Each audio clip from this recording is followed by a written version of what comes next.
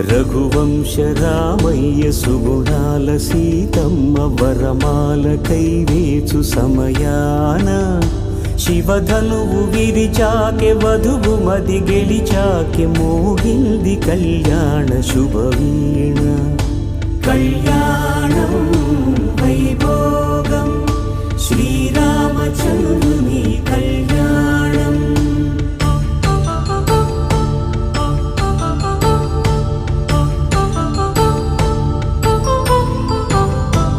అపరంజి తరుణి అందాల రమణి వినగానే కృష్ణయ్య లీలామృతం.